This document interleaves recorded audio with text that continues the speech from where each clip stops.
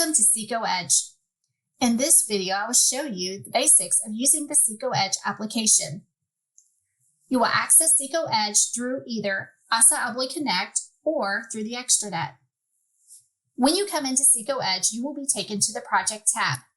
This is the default landing tab for Seco Edge. You will also notice beside that you have two other tabs, DOT Status and Master Projects. The Project tab are where all of your projects are housed.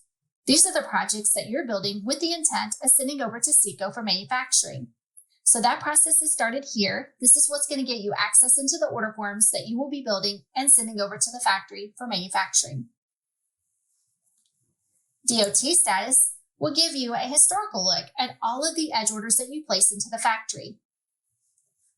With every edge order that you place, you will get instant Seco sales order number confirmation.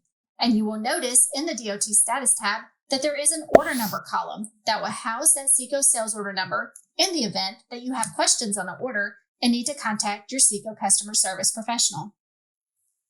You will also notice that there's an order form column that has a PDF icon. Click on this icon to retrieve a copy of the order forms that were sent over to the factory.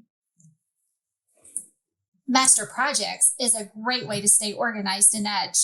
This is wonderful for contracts where you may have multiple projects tied to. So this will allow you to store those projects into a master folder. So at a later time, if you need to search for that project, you can do it very quickly because you have it saved to a master project file.